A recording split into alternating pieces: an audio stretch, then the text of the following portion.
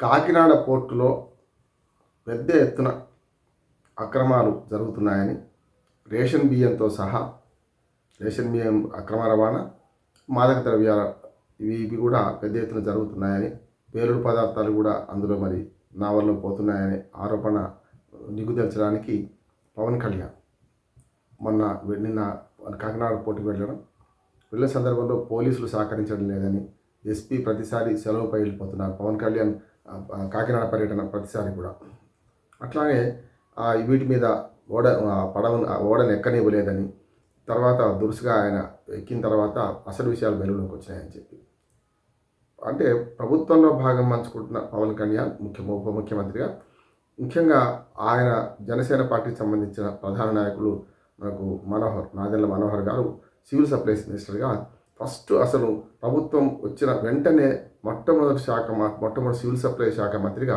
ఈ అవినీతిని ప్రశ్నిస్తూ అనేక రేషన్ షాపుల మీద దాడి చేయడము, రేషన్ షాపులో మన అక్రమాల గురించి అడగడము చాలా పెద్ద ఎత్తున వారు చేశారు.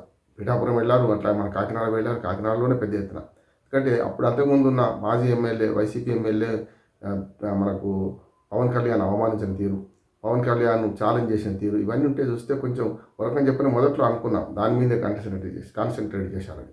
అంటే రాజకీయము నేరము, రాజకీయము అక్రమ అవినీతి, ఇవి రెండు మమేకమై ఉన్నదనడానికి ఇప్పుడు కారణం. ఎందుకంటే వైసీపీ ఎమ్మెల్యే లేరు కదా అక్కడ, ఇప్పుడు ఉన్న ఇద్దరు టీడీపీ ఎమ్మెల్యేలు.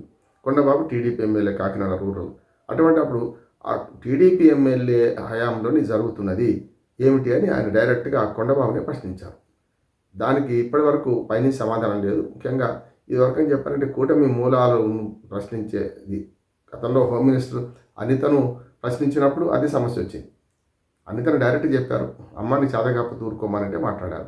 నేనే హోమ్ మినిస్టర్ తీసుకుంటే ఎట్లా ఉంటుందని చెప్పారు. కానీ ఆ తర్వాత కొంచెం ఈ కూటమిలో ఈ లుక్కలుకులు ఏవైతుంటాయో పవన్ కళ్యాణ్ సూటిగా మాట్లాడతారు కనుక అది రేపొద్దున పార్టీకి లేకుంటే కూటమి నష్టం అవుద్దని దాంతో తనే సమయం పాటించి అటుపక్కన చంద్రబాబు నాయుడు గారు కూడా దాని మీద వ్యాఖ్యలు చేయలేదు. ఇట్లాగా అనిత హోంమంత్రి కూడా నన్ను ఆయన అందరించినట్టు కాదు సలహా ఇచ్చారని చెప్పి ఆమె సర్దుకుంది. వైసీపీ కానీ మన వైసీపీ వర్గాల శ్రేణులు కానీ పెద్ద ఎత్తున సోషల్ మీడియాలో కూటమి ఇసుకపోతుందని చెప్పి అయిపోతుందని చెప్పి కూటమిలో పవన్ కళ్యాణ్ పెద్ద ఎత్తున తిరగబడతారని చెప్పి రాసిన సందర్భాలు ఉన్నాయి. కానీ అది కొంచెం సర్దుమణిగింది.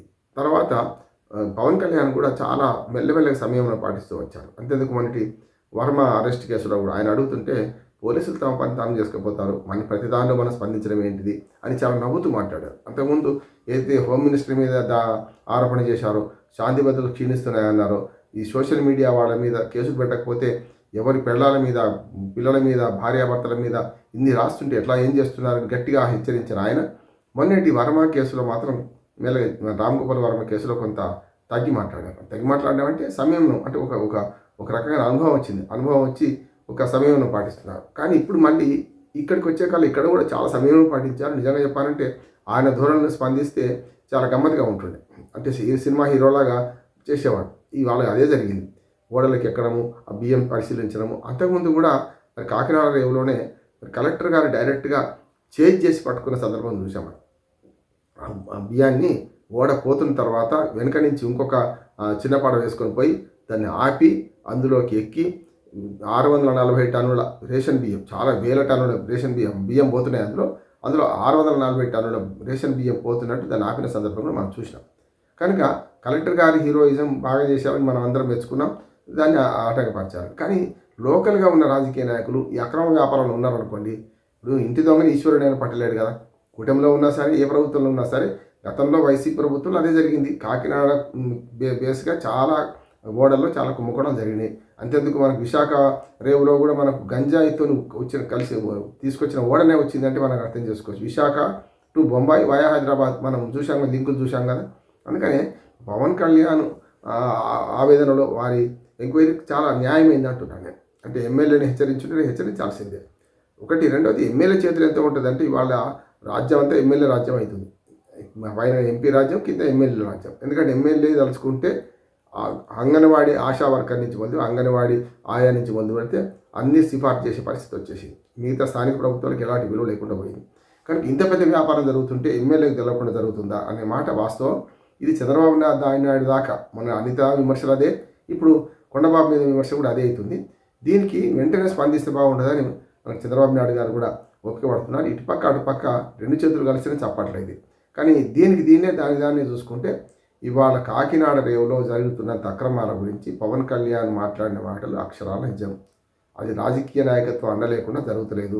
ఆయన సూటిగా ప్రశ్నిస్తున్నాడు. గతంలో కూడా మీకు కూటమి ప్రభుత్వంలో భాగంగా ఆయన పోటీ చేయలేదు. 2014లో ఆయన గెలవలేదు, ఆయన పోటీ చేయలేదు, భాగం పంచుకోలేదు. కానీ అప్పుడు కూడా అమరావతి రైతుల విషయంలో పోట్లాడిండు, భూసేకరణ విషయంలో. అట్లాగే కేంద్రం నుంచి మనకు ప్రత్యేక హోదా గురించి బీజేపీతో ఫస్ట్ కంట అయ్యిండు, బీజేపీతో కట్ చేసుకుంటూ ఆయన. అట్లాగే రాష్ట్రంలో ఉన్న అప్పటి ముఖ్యమంత్రి చంద్రబాబు నాయుడు గారి మీద విమర్శలు పెట్టిండు. అందుకనే ముక్కుసూటిగా మాట్లాడే మనస్తత్వం కనుక ఇప్పటికీ 10 ఏళ్ల పార్టీ, 11 ఏళ్ల పార్టీ నడుపుతున్నాడు. 10 ఏళ్ల దశాబ్ద ఉత్సవం ఇదివరకే జరిగింది. అట్లాగే ఇవాళ ప్రభుత్వంలో ఉన్నాడు కనుక ఈ మాత్రం సమయంలో పాటించుకుంటే లాభం లేదని పాటిస్తున్నాడు. కానీ లేకపోతే ఇంకో రకంగా ఉంటుంది, ప్రభుత్వం లేకపోతే ఇంకో రకంగా ఉంటుండే. కానీ ప్రజల మద్దతు మాత్రం పవన్ కళ్యాణ్ లభిస్తుంది.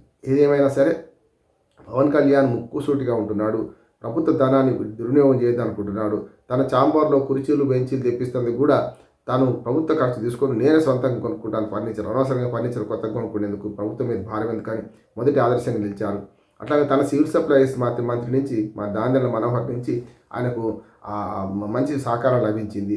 దాందెళ్ల మనోహర్ గారు కూడా ఫస్ట్ దాడులు అయితే నేను ఆ మధ్య రాశాను ఒకటి ఏమనంటే, మరి దారాలు వెనక్కి లాగినాయి. నాదెళ్ల మనోహర్ గారు చాలా హల్చల్ చేశారు రేషన్ షాప్ బియ్యం గురించి, మళ్ళీ ఆగిపోయిందా అనుకున్నాం.